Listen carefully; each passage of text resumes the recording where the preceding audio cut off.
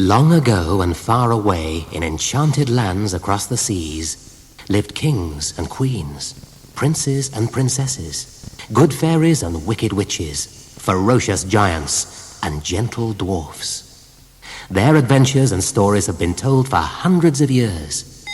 Open the pages and listen to the words, and you too can join the magical world of Once Upon a Time.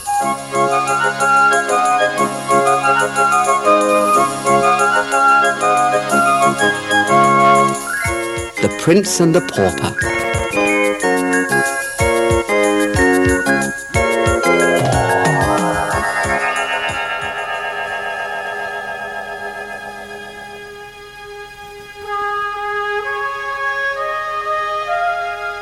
Once upon a time in London, a little baby was born to a poor peasant family. His mother and father called him Tom Canty. He was born into a large family, and his home was a simple house made of wood. His bed, if you could call it a bed, was a rough mattress on top of straw, and his mother and father were so poor they could hardly afford to feed him. On the same day, in a much grander corner of the city, a prince was born. His name was Edward, and his mother and father were the King and Queen of England. The little child slept in a golden cradle that was covered with fine silk sheets. Anything money could buy was his. Prince Edward would never go hungry.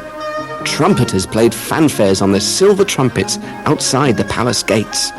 "Long live the young prince!" cried the people of the city.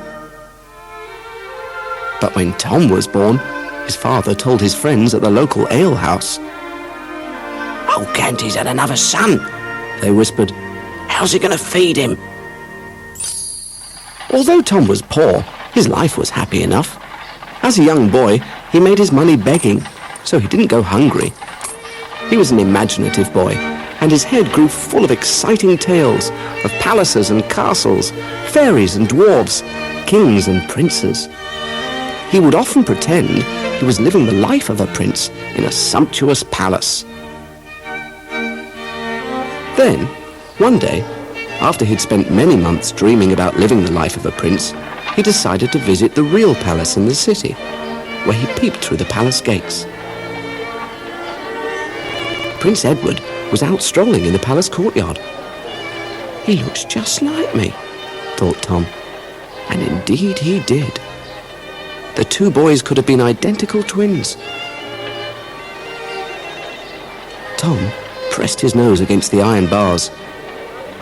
A guard saw him and grabbed his arm. "Ow. Mind your manners, you young beggar," he said. "Let me go, get off me." Tom began to cry, and the young prince took pity on him. "How dare you treat a poor boy like that?" he said. "Open the gates and let him in." So Tom was taken into the palace courtyard. "Good day, Your Highness," he said as he bowed awkwardly to the young prince. "You look tired and hungry," said the prince. "Follow me." 6 servants led Prince Edward and Tom to a splendid room in the palace. The servants left the two boys alone, and the prince spoke kindly to the pauper. Tom told Edward that he lived with his family in a poor part of the city. "Won't your family be worried about you?" asked the prince. "No," Tom told him, "but they'll probably give me a good beating if I don't return home with some money for them." "They beat you?" said Edward. "But you're so frail and little. What do the servants make of it?" "Servants? A poor boy like me doesn't have servants." "Well, who helps you undress?" asked the prince. "I only have one set of clothes," said Tom. "Why would I need more? I've only got one body." The prince was puzzled by Tom's answers. He had hundreds of different clothes. Prince Edward and Tom talked at length about each other's lives. And then the prince had an idea. "I would really get a taste of the life you lead if I could try your clothes on," he said. "And if I could put on your princely robes, then I would surely feel like a prince, sir," said Tom. So the prince and the pauper swapped clothes. Once Tom had the prince's clothes on, he turned to Edward. "I really do feel like a prince," he said. "And I feel just like a pauper," said Edward. Prince Edward, still dressed in Tom's rags, walked out into the palace courtyard. "Open the palace gates!" he cried. The guard did exactly what the boy asked. Then he dragged him out by the ear into the street. "Take that, you young urchin," he said, as he boxed him about the ears. "That's for upsetting the young prince." "But I am the prince," cried Edward. "You'll go to the tower for hurting me like that." Edward tried to get free. By now, a small crowd had gathered, and they were watching the struggle. "That urchin thinks he's the king's son," the guard cried out. "What do you make of that?" And the whole crowd roared with laughter. Prince Edward ran from the jeering crowd. As he ran, they shouted after him, "Make way for His Royal Highness!"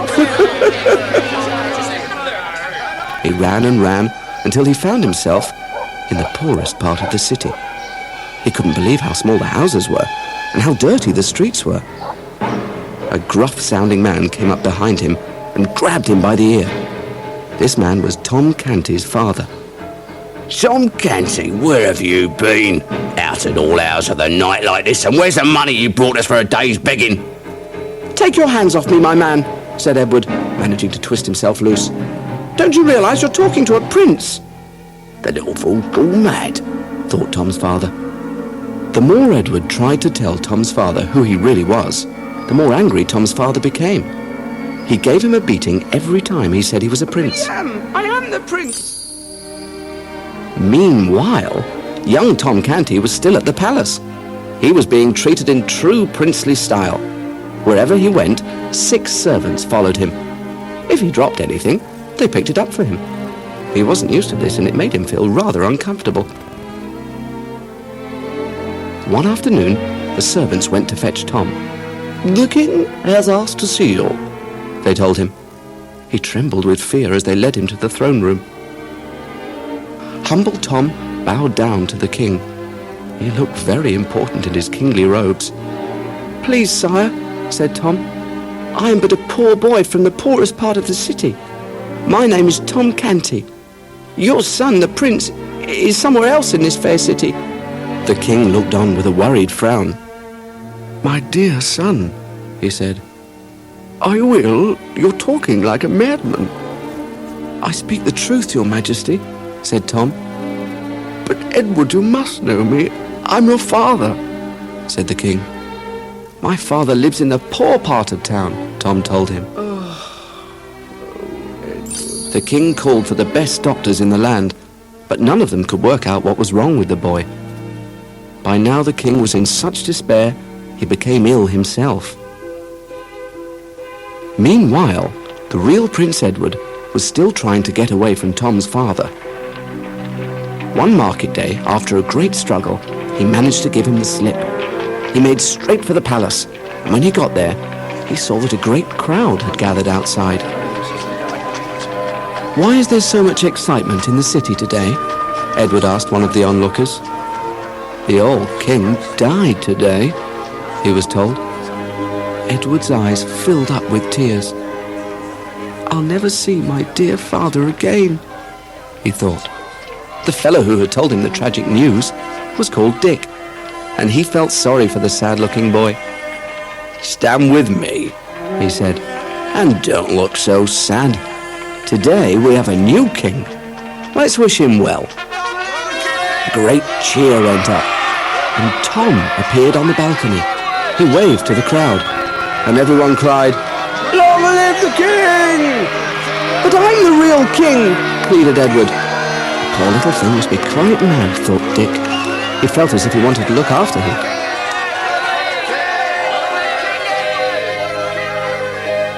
It's time to turn over to side 2.